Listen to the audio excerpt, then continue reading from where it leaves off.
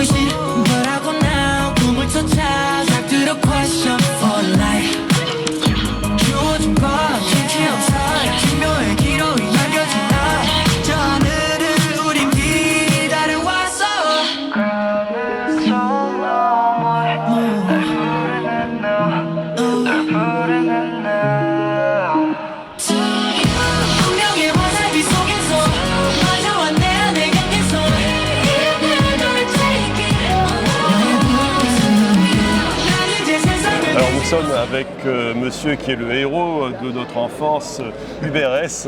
On se souvient tous de Marmailleur. Oui, Marmailleur. Allez, Marmaille, les animés, tout ça, voilà. Allez, Marmaille, c'est l'heure de Marmailleur. C'est quelque chose qui est resté gravé dans notre mémoire et à jamais. De toute notre vie, on se souviendra de Marmailleur. Et ce ne sont que des bons souvenirs. Mais pour moi aussi, hein. Ouais. Pour moi aussi. Pour moi, très très bon souvenir. Et alors Hubert, je peux te tutoyer ou... Oui, bien sûr. D'accord. Je vois que là, tu nous proposes un DVD. C'est un coffret. C'est un coffret DVD. Avec un CD, un DVD. CD, et puis le petit livret avec les paroles de toutes les chansons. D'accord. Et toutes les chansons qu'on a connues, j'imagine que... je vais prendre celui-là. J'imagine que derrière, il doit y avoir des chapeaux, j'ai rien dit, c'est Gaborné, c'est gâteau, Dragon, voilà, tout ce que l'on a connu, il y en a combien? Il y en a 20. C'est plus un bonus DVD. Spectacle, ouais. Ce ne sont que de bons souvenirs et bien Hubert, tu es un héros pour les enfants que l'on a été et que nous sommes toujours d'ailleurs. Oui, moi aussi j'ai gardé quand même une petite âme d'enfant. Voilà. Oui, c'est très important. Et j'ai vu que, alors là nous sommes au salon des geeks et il y a beaucoup de gens qui viennent te voir et beaucoup de gens qui viennent faire des selfies. Tu les as beaucoup marqués. Oui, ce sont les grands, ce sont les grands déjà. Parce que les enfants, eux, ne me connaissent pas, ou alors s'ils me connaissent, c'est par le biais de leurs parents. Oui, moi j'ai 39 ans, je vais bientôt avoir 40 ans. Moi donc, aussi. Voilà, ça concerne en partie les gens de ma génération, mais je pense que les gens de ma génération vont te faire connaître aux nouvelles générations qui sont plus à Internet et qui sont moins télé en fait. Oui, peut-être. Peut-être, ouais. Mais en tout cas, l'engouement qu'il y a pour les gens de ma génération, c'est incroyable. Là, tout à l'heure, j'ai vu les gens faire la queue pour avoir un autographe. Ah non, c'est sympa. Moi, ça me fait très très plaisir de voir ces grands qui étaient des enfants avant. Et non, c'est vraiment, vraiment très cool. Salomé, avec un E à la fin. Avec un P. Avec un P. C'est très chouette, très chouette. Mais je recommence à faire des spectacles aussi. Hein. Ah, c'est intéressant ça. Ouais. Je recommence à faire des spectacles. Il y aurait quelques dates pour les téléspectateurs de Télécréole. Alors, bon, au Salon Geek, bien sûr. Ça y est, le CD qui est tombé, hop, il est revenu. Au Salon Geek, donc dimanche en début d'après-midi, avec en compagnie d'un groupe qui s'appelle les Télévoriens. D'accord. Qui chantent et qui jouent des génériques de dessins animés. C'est assez original. Ouais. Et puis on a décidé de faire quelques petits trucs ensemble aussi. Ouais. Donc ça va être sympa. Et puis je sais aussi qu'en janvier, il y a un salon. Un salon, non, cette fois-ci c'est un festival pour enfants, qui s'appelle, je crois, Dernier Virage. D'accord. Et dans lequel on m'a invité. Donc j'y serai, je crois que c'est le 20 janvier plus exactement. D'accord. Puis autrement, des petits spectacles, là je ne vais pas donner les dates, c'est plutôt dans les écoles, etc. Voilà.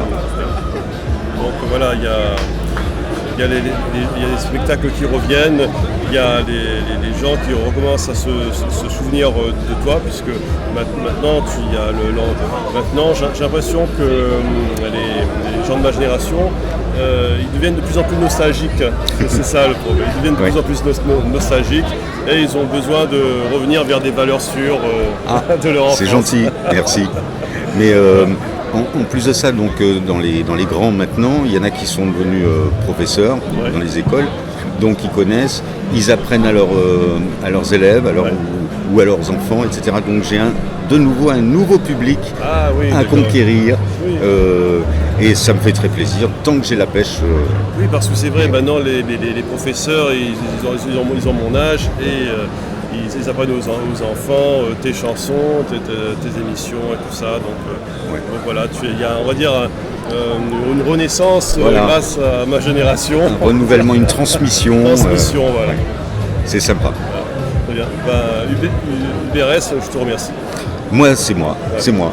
Je suis ici avec Monsieur Kim Mété. Monsieur, vous êtes président de l'association Kim Chiron. Voilà, je m'appelle Kim Mété, je suis le président de l'association Kim Chiron. Cette association existe depuis 4 ans et l'objectif est de développer la culture coréenne à La Réunion. On est une toute petite association. Effectivement, nous existons depuis 4 ans et nous voulons développer la culture coréenne à La Réunion.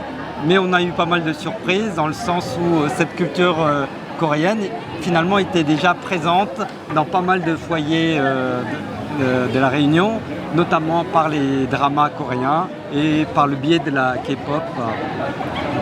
Alors, parlez-nous un petit peu de la culture coréenne. Bon, c'est quelque chose de très vaste, mais je vois que vous proposez des ateliers aux gens, des gens de calligraphie. Voilà, donc en fait, on propose plusieurs choses. Déjà, de la calligraphie coréenne, comme aujourd'hui, avec tous les usagers qui peuvent venir écrire leur prénom en coréen. Ensuite, nous avons un atelier origami, l'art du pliage de papier. Après, dans notre association, nous dispensons des cours de coréen pour ceux qui veulent apprendre un peu plus sur la Corée. Voilà. Ensuite, des ateliers culinaires. Quelquefois, on fabrique du kimchi, du bulgogi, des bibimbap, enfin des plats traditionnels coréens. Et nous avons aussi un groupe de danseurs K-pop qui s'appelle les Run2K. Et d'ailleurs, ce soir, ils vont participer au concours.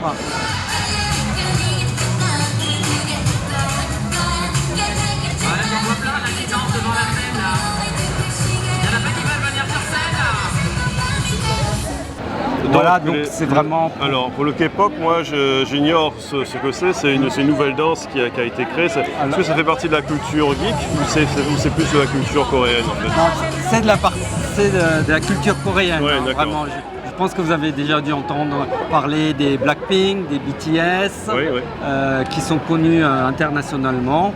Et donc, c'est la K-pop, c'est un mélange de jazz, de pop, de rock et surtout ce qui les fait connaître, c'est les chorégraphies qu'ils font, des chorégraphies très travaillées. Et c'est ça qui plaît aux jeunes et ils s'amusent d'ailleurs à les reproduire. Alors la Corée, comme tous les pays asiatiques, a apporté beaucoup à la pop culture, en fait, à travers la pop culture, c'est-à-dire la culture des geeks, que ce soit justement là vous parliez des K-pop, Oui. et j'imagine aussi dans les mangas peut-être, ou les mangas c'est plus japonais.